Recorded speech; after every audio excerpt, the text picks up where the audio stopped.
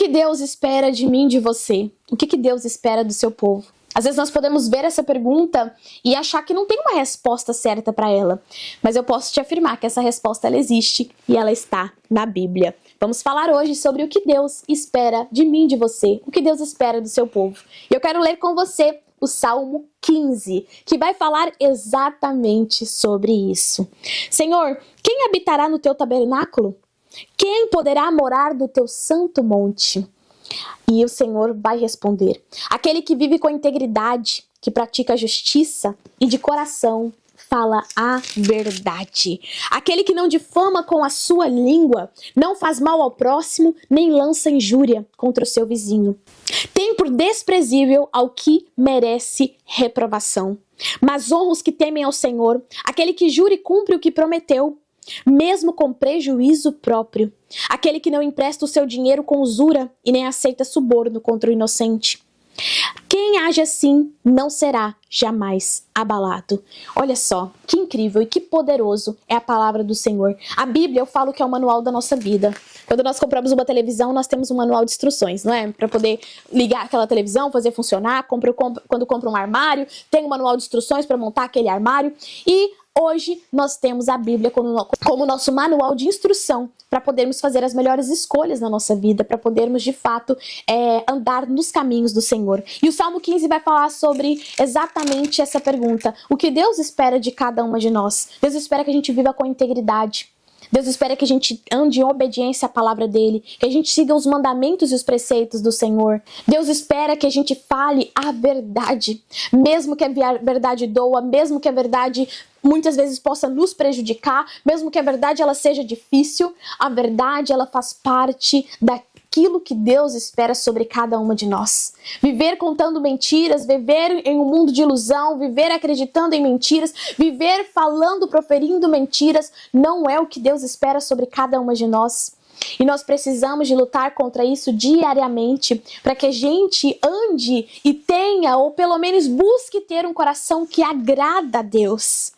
O Senhor também vai falar sobre difamação, aquele que não difama com a língua, não faz mal ao próximo e nem lança injúria.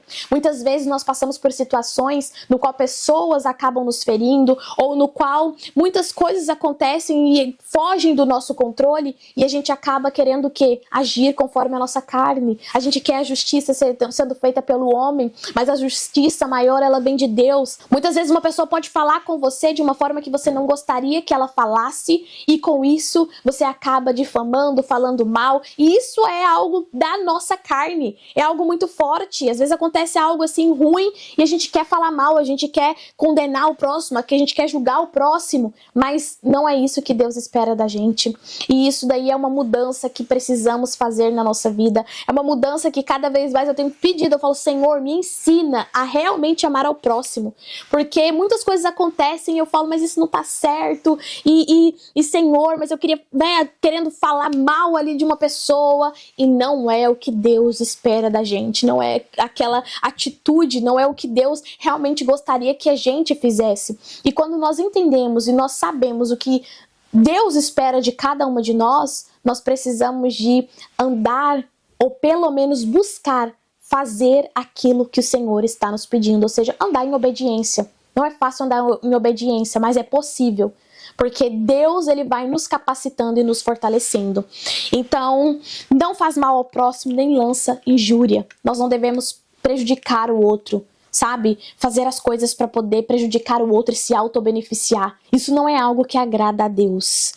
Depois ele vai falar sobre honrar os que temem ao Senhor e vai falar sobre aquele que jura e cumpre o que prometeu. Quando nós vamos fazer um propósito com Deus, nós precisamos de fazer esse propósito e cumprir esse propósito. Quando eu comecei na minha caminhada cristã, muitas vezes eu começava um jejum, quebrava o jejum no meio.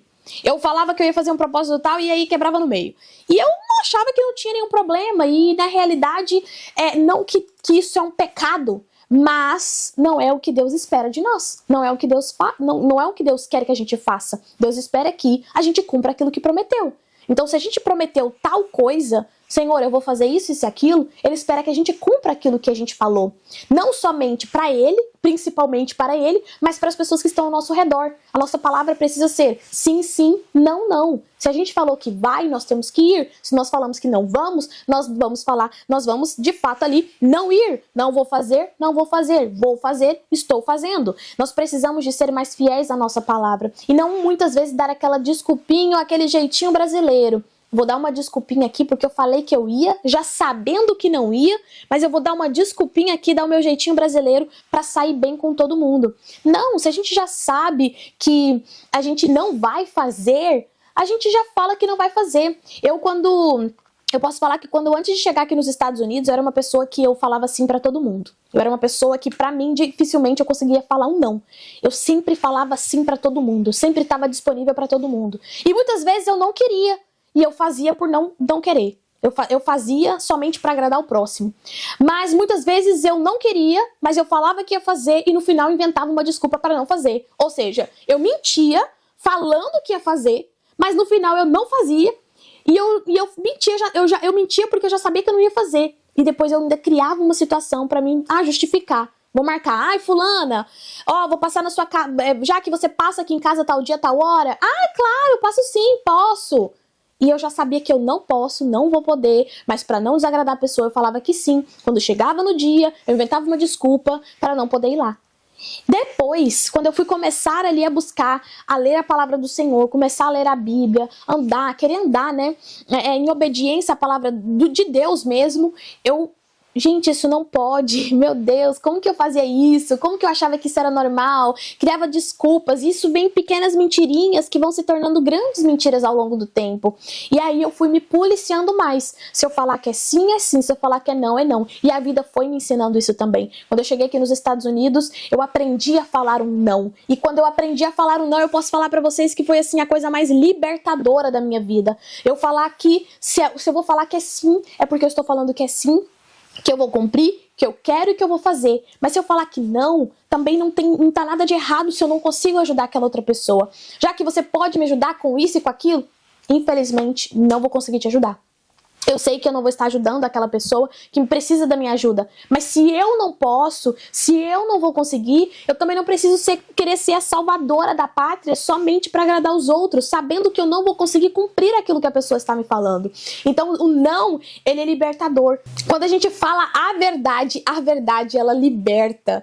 E isso é algo poderoso, isso é algo muito poderoso em nossas vidas. E o Senhor agrada e espera isso da gente. Que a gente cumpra o que prometeu e que a gente fale a verdade. Não somente nas coisas maiores da nossa vida, mas no nosso dia a dia, no nosso cotidiano, nas pequenas coisas. Ser fiel ali naquele pouco, sabe? Nessas coisinhas do dia a dia que nós seremos fiel também, no muito, nas situações maiores também. E aqui vai falar sobre aquele que não empresta o seu dinheiro com usura. Vamos pensar aqui, aquele hábito brasileiro, que é um agiota, emprestando dinheiro, cobrando juros, emprestando dinheiro para uma pessoa que está muito necessitada e ainda cobrar muito mais do que aquilo que foi entregue ali para aquela pessoa, né? O agiota, ele faz isso, ele empresta uma quantia, cobra ali uma porcentagem sobre isso e muitas vezes as pessoas estão quase assim, em situações deploráveis e elas precisam de fazer de tudo para pagar aquele agiota, porque senão até mesmo a vida dela está em risco. Isso não é algo que agrada a Deus. Quem oferece, quem empresta dinheiro a juros, quem empresta dinheiro como um agiota, isso não é algo que agrada ao Senhor. Não é o que Ele espera de cada um de nós como irmãos. Ele espera que você ajude o próximo de coração, de boa vontade. Se você vai emprestar um dinheiro, empresta esse dinheiro, mas sem cobrar mais por isso. Empresta esse dinheiro porque você quer ajudar ao próximo. Aquela pessoa, ela vai te pagar de volta, mas empresta de coração, empresta de verdade, sabe? E não pensando em lucrar cada vez mais com esse empréstimo. E vai falar também sobre não aceitar suborno, né? Contra o inocente. Suborno, isso é algo que não vai contra os princípios de Deus, não é algo que agrada a Deus e não é algo que Ele espera de cada uma de nós. E tudo isso, muitas vezes, nós vemos coisas acontecendo no nosso dia a dia, nos colocamos em situações assim, por ignorância, achando que tá tudo bem, que é normal, que é uma questão cultural, mas, biblicamente, e buscando seguir aos passos de Cristo, a gente vê que não tem nada de normal e que é algo que Ele não quer que a gente faça, que não agrada ali a Ele. E nós só vamos saber disso quando nós começamos a ler a palavra do Senhor. Se você não quer ser enganada, se você quer saber como andar de acordo com a vontade de Deus, se você quer saber como fazer a vontade de Deus, andar em obediência, você vai precisar de ler a Bíblia, você vai precisar de estar mais tempo em oração, você vai precisar de buscar mais ao Senhor. E aí, por fim, ele vai falar: quem age assim não será jamais abalado. Por quê? Porque Cristo é conosco, a presença do Senhor está conosco. Esse abalado não significa que não teremos dificuldade, né? Porque a palavra do Senhor é muito clara quando diz: no mundo tereis aflições, mas tem de bom ânimo, porque eu venci o mundo. Nós podemos passar por problemas na nossa vida, mas quando nós temos Cristo, nós somos mais do que vencedoras. Quando passamos por esses problemas, mas temos Cristo conosco, ali Ele vai trazendo, mesmo em meio à dificuldade, uma paz que excede todo o entendimento humano. Ele vai nos trazendo estratégias para poder lidar com aquela situação. Ele vai forjando o nosso caráter, Ele vai nos preparando, e nós vamos vivendo a vida ali na presença do Senhor de uma forma sobrenatural, independente de condição financeira, independente de dificuldade. Quantas famílias nós não vemos por aí que não tem uma condição financeira muito boa, passa por dificuldades aqui na terra, mas são famílias extremamente felizes, porque tem a presença de Cristo. É um lar onde Cristo é o centro, onde essa dificuldade não abala a fé deles, jamais será abalada, a fé não é abalada, porque Cristo é com eles. Então, muitas vezes nós vamos ver situações que a gente fala assim: gente, como que essa pessoa não tem nada, ainda assim se comporta como se tivesse tudo? Porque o tudo deles é a presença de Deus. Assim como eu olho hoje para a minha vida. Muitas vezes eu já passei muitas dificuldades ao longo da minha vida. Mas mesmo em meio a uma dificuldade, eu olho e falo: eu tenho a Cristo, é tudo que eu preciso, a presença dele é o suficiente para mim. Eu prefiro, às vezes, passar uma dificuldade relacionada aqui com as coisas da terra, do que um dia pensar que eu não teria a presença de Deus na minha vida. Porque a presença de Deus é o suficiente, porque é Ele que restaura, é Ele que cura, é Ele que faz tudo novo, é Ele que faz com que a gente saia dessa dificuldade e que nos bote em outro nível, que nos leve para outros níveis, né, na nossa vida, crescimento. É Ele que abençoa o nosso trabalho, é Ele que prospera, é Ele que traz abundância, é Ele. Temos aquela passagem na Bíblia que fala que Ele acalmou uma tempestade. Quem é esse que até a tempestade se acalma com a voz dele? Quem é esse? É o nosso Salvador. Então, quando nós temos Cristo dentro de nós, essas situações difíceis da vida, ela pode até, dar uma balançada no nosso barco, mas elas não vêm para nos matar, não vêm para acabar com a nossa vida, mas muitas vezes vêm com uma lição de Deus para cada uma de nós, para cada situação que nós estamos vivendo.